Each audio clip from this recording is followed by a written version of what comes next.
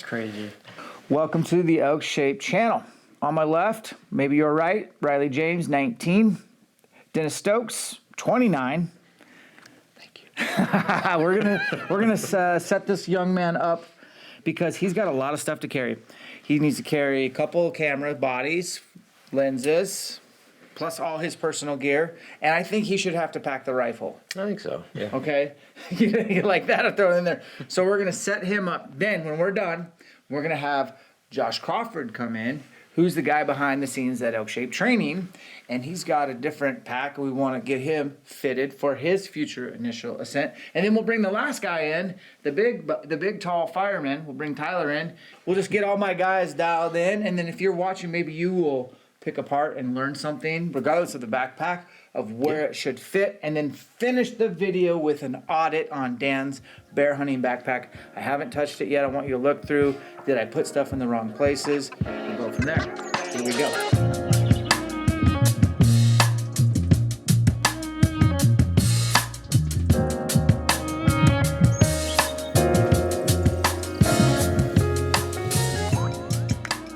Okay, Riley, this is exciting, man.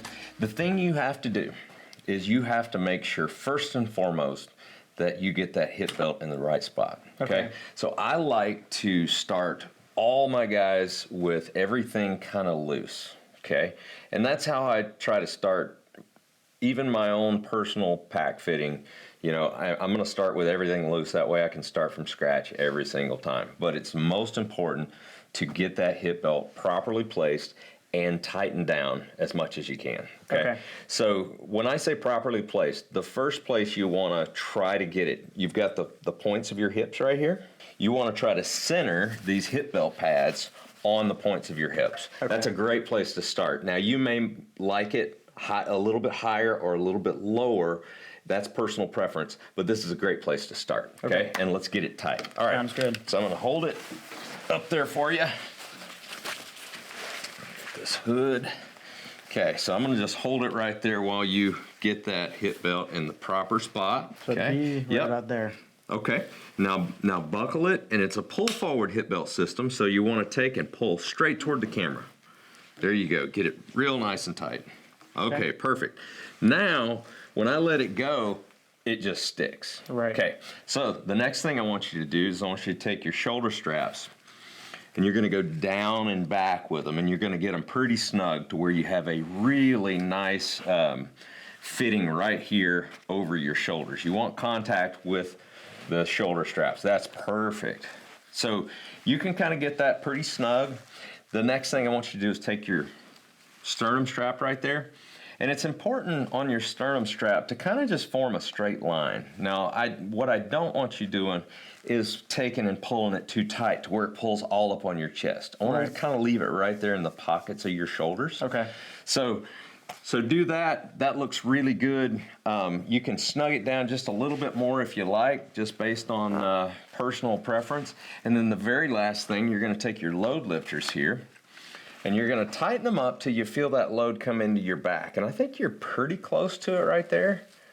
Oh yeah, that feels like it's right there. Okay, so what you should have felt there, two things. One, you should have felt that load come right into your back, but you should also feel all that weight. If there was any weight on your shoulders, you should feel it drop into your hips. Yeah. Okay, so that's when you have a proper fit, you're going to carry a lot of that weight on your hips. You've got your strongest, largest muscles down below, and so you want to make sure that weight comes through your hips, down into your quads, and you're good to go. Okay.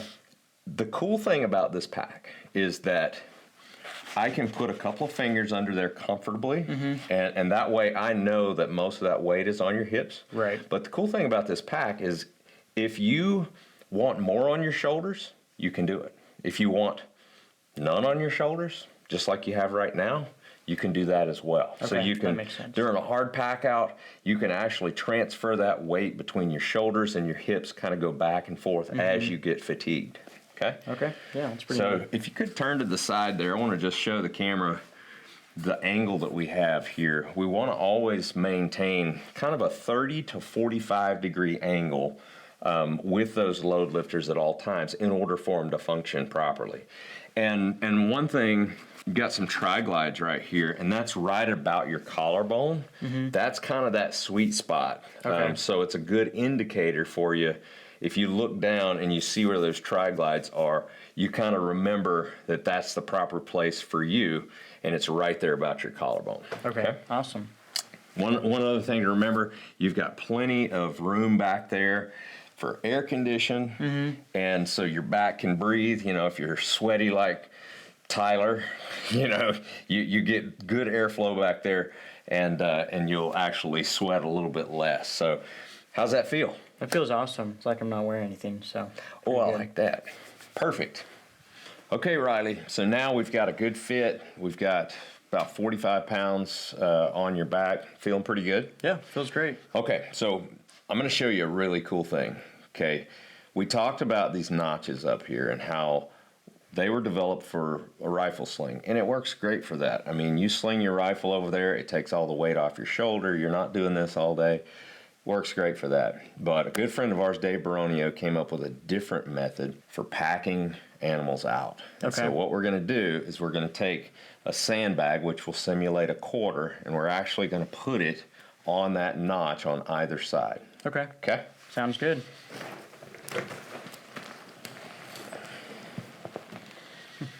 That's crazy. Okay.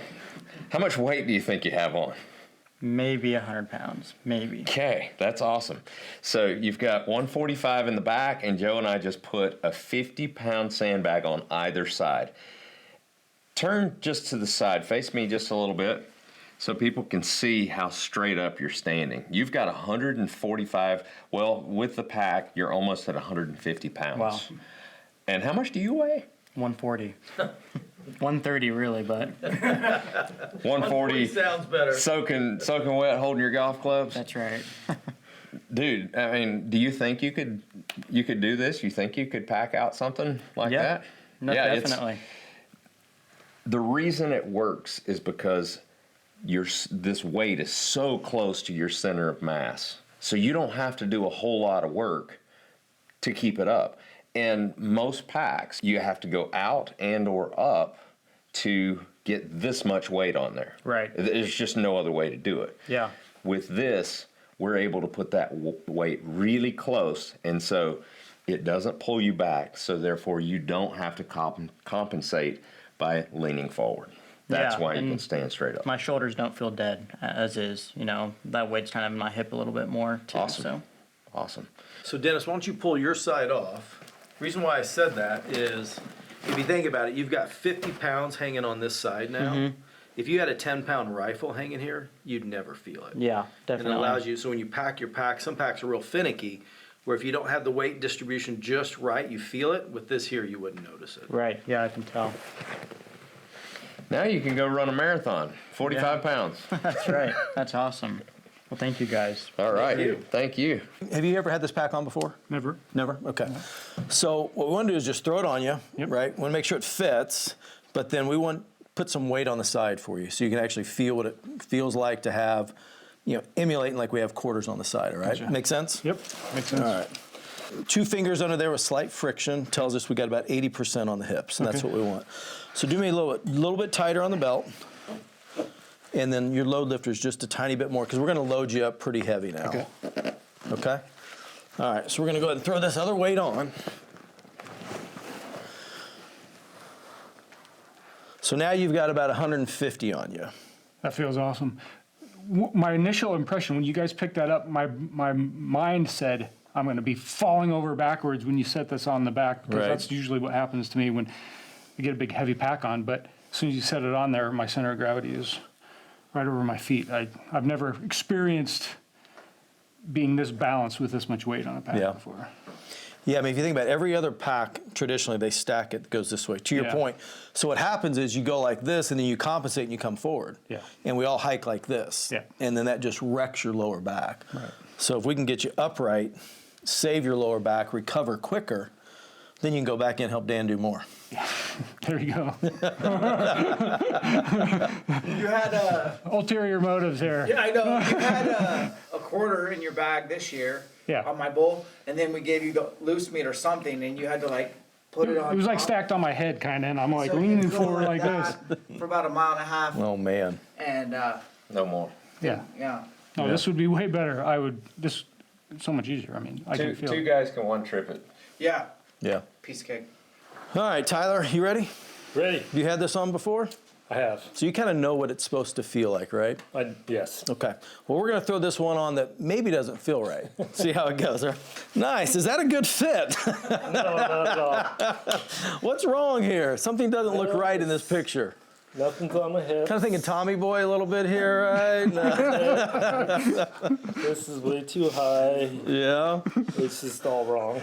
You know what's crazy though, man, is I would say 7 out of 10 people that come into our booth at the shows, even guys that are really experienced hunters, first thing they do is they just grab it and they throw it on like, oh yeah. And they don't know how to properly fit the pack, right? So they get a situation like this. So let's do it right. Okay, so go ahead and take it off. And I'll walk through how we would go about adjusting this. So first and foremost, you gotta have weight in a pack, as you know, right? If you don't, it's just not gonna settle properly. So we've got about 40 pounds in here. With our Every pack feels comfortable empty. It does. It does.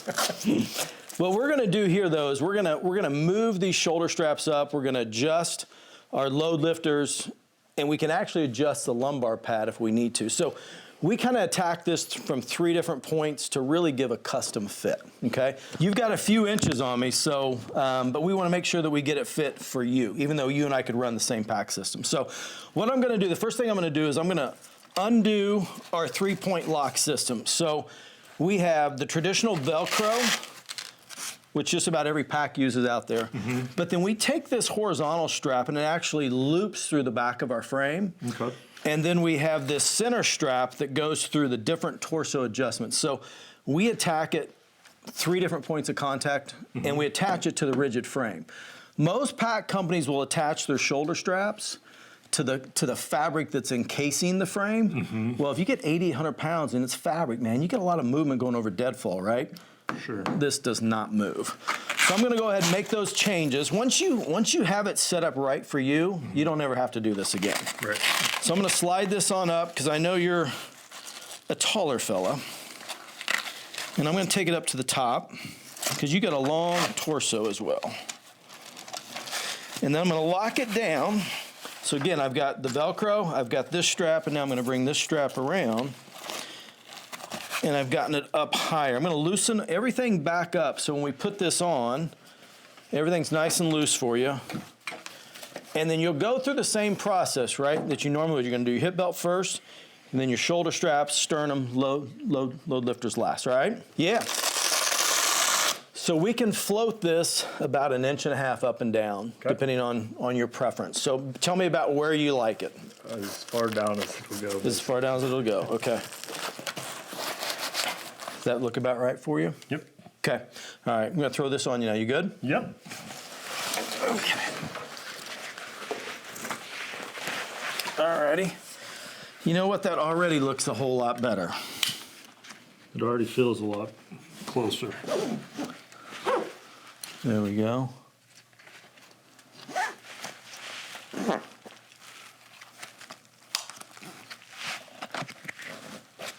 Yeah, so again, we want to get 2 fingers underneath here with a little bit of friction, which is exactly where we're at. Tells us we got 80% on the hips. So does that feel where you would run it? Feels way better. looks a lot better. Tommy Boy's gone now. Yeah, that's way better. Good. That's a good fit. Yeah. Okay, and finally, guys, so hopefully you kind of saw what a good fit could look like, regardless of the manufacturer. We don't care what you run, but this is what we're going to run. This is straight from bear hunting, not an overnight system, a day hunt system. I was carrying, I was bow hunting / rifle hunting, and I did that because I've been bear hunting for years and I see wolves. Okay. But I don't have a gun. And so now I don't want to see wolves, so I carry a gun, right? And a bow. And I hope to see one. And so I got a 6.5 PRC from Mountain Forest, very accurate. It's not a super heavy rifle, but you know, it's probably about 8 pounds. Okay. And I've been running it here and then just bow in hand. And I kind of want to see what you guys think about where I put stuff. I can't remember where I put stuff. So, but judge away Okay. and feel free to tear me apart. And let's kind of break it down for these guys. I think you could probably make everything a little tighter. Okay. Honestly, right? Where, as I look here, you've got this here, just to avoid things getting caught when you're walking through the brush. Yeah. To me, Dennis, it looks really well organized. Okay, well, let's dump it out Yeah. because it'll be kind of a little mini pack dump. So, first things first, I'm a Nalgene guy. I told you guys that. I typically run a 48 ounce. This is just a 32 ounce. In here, okay, so this has all trail camera related. So, memory card or card readers. Should I run something on this side? You know, I always run a hip belt pouch personally. I love them. Now, I rifle hunt a fair amount though too. Okay. So I'm going to run, I'll put a hip belt pouch on the side, but then I'll run my rifle sling around it Okay. on that notch. On the side here, just running the lightest, an ASIAC. I don't think there's anything else in there, but look how deep that is. Like, I could run my truckers and that in the same side, but I opted to keep them over here. And obviously post knee surgery, even before knee surgery, I always run truckers. I feel like it saves me a lot of energy, Yep. which is a fairly high commodity in the backcountry. Those are the best ones too. The oversight, I mean, there's a lot of stuff in here right now. So I haven't used that yet. You got your rain cover, I got a beanie. beanie, headlamp. 2 is 1. Two is one. Dark energy. Action camera mount. That's it. And still plenty of room. I think I only have a tourniquet in here. I did tell Riley too. I was like, hey, I just kind of got a tourniquet. That's all they brought. So that's where it's at. That's where it's Pretty at. accessible. Yep. Good to tell your partner where your it's at. tourniquet is. So just, Wait, so what is that? these are biodegradable butt wipes. Dude, I love the name too. Yeah. Bear Butt, BEAR. Here, you guys try those. They're pretty awesome. Awesome, thank you. Thank you, man. So just a kill kit. Essentially, all my tags or Oh, whatever. okay. I could put that in this. I just got this, so This little pocket up here in top, that's kind of where I put my tags yeah, as well. So, I get that. Love the U shape. So we're here. yep. Foot pad for glassing. There you go. If I do kill something, I always like to have a contractor bag. This is more of like the first aid stuff, like Okay. all the drugs. Yep. This is fire starter. Yep. All Okay. sorts of fire starter and water tabs, lighter. And when you're bear hunting, honestly, the weather changes so much. And if you want to sit there and glass all day and you're skinny and cold, you got. I do a lot of fires. Yeah. Yeah. So Put your puffy up in that pocket as well. I probably should. I think the puffy might be in here. I might have took it out. So, backcountry chair. I was thinking about swapping it out for this new one from Nemo. This is what our glass bears with. It doesn't weigh much. No, it's a it doesn't. 56 millimeter. That. I always have a rain jacket when you're bear hunting. So this is that 4-way stretch from. This is emergency water. And we're trying to pack out some bear meat. There you so, go. game There you bags. Based on what you saw, should I move things around? Obviously, you said puffy in that first pocket. I do like to put my puffy in that first Yeah. pocket. You could even put your Rain gear. rain gear, just so you can grab it out pretty quickly. Okay. Yeah, it's kind of all personal preference. I love the fact that you got your game bags down in the bottom. Yeah. You really don't need them to where they're really accessible. We're heading out the door Wednesday, and we're hiking in, staying the night. So this pack, Okay. I'm gonna finally get to see how big it really gets, because I gotta throw in cookware, Yep. shelter, a pad, a bag, and all this, plus food. Plus So we're food. doing 2 nights, and why we're doing this is because bear hunting's popular. Yep. And if we can go up over the mountain and get on the backside, people aren't gonna go there because you need a machine with tracks, Right. or a helicopter, or these quads right There you here. go. So we're gonna use these quads. So this will be my first true overnight backcountry hunt with it. So Nice, nice. And the one thing we always tell people, like Dennis was saying, light stuff in the bottom, like in that middle section, it'd be a great place for food, right? Yeah. Get that heavier up a little bit higher and then fill everything in around it. So that's a great way to think about packing your pack. Yeah, and since you're running a 3K, so you don't have the collar that can go up and you can't roll it down. Since you're running a 3K, an ideal accessory that he might look at is the cub. Running the cub, it gives you an extra 700 cubic inches. It goes right on the back of it, and I always double my cub as a glassing seat as well. So you can put your glassing pad that you've already got down in that cub and put some stuff on top of it. That's mine kind of doubles as a glassing pad, so it's really kind of cool. I want to finish the video, guys, with showing you how I'm going to pack a bear out, Lord willing, if I get one. So let's go ahead and have you guys show them how I remove this bag.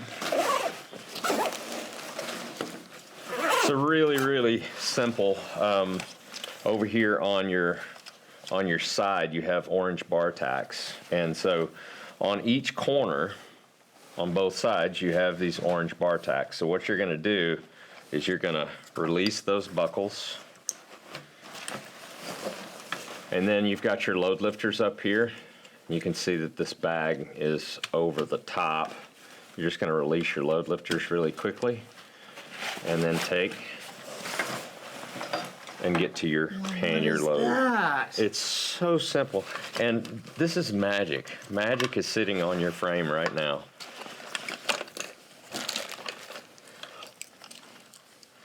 Here, let's show them how it. Put your bear right there. Bring it over the top. This does a couple things. One, it actually keeps the meat up where it's supposed to be. It doesn't let it get down here below the top of that hip belt. That's where you need to keep your heavy weight, as Joe mentioned just a minute ago. And also, if you wanted, you could take that bag completely off and just run the pannier and the lid in what we call day mode. So yeah, you just hook it up to the top. So you've got your vertical support right there.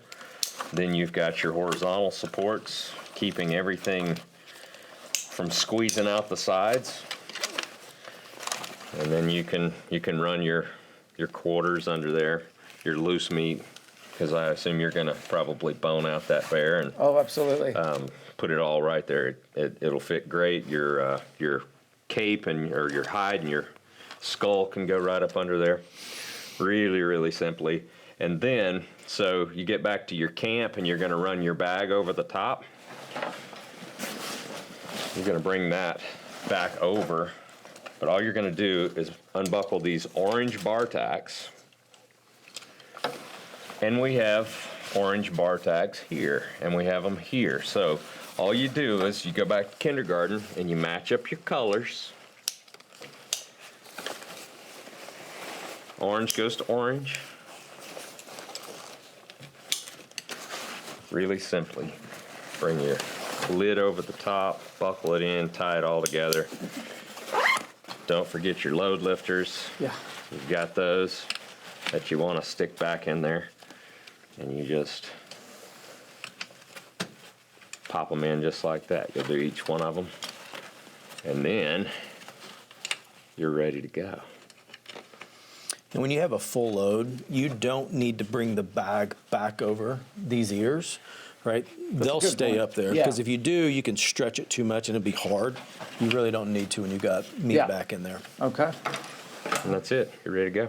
All right, guys. These are my friends from Initial Ascent. Drove all the way up from Boise to hang out and fit out the squad. And hopefully you learned something regardless of the pack you run. Maybe you picked up a tip here. Separation is in the preparation, meaning I don't want you to find out about this on your first day elk hunting. I want you to get out, do some backpacking this summer with your family, test and vet your gear, and figure out your system. We'll catch you on the next one.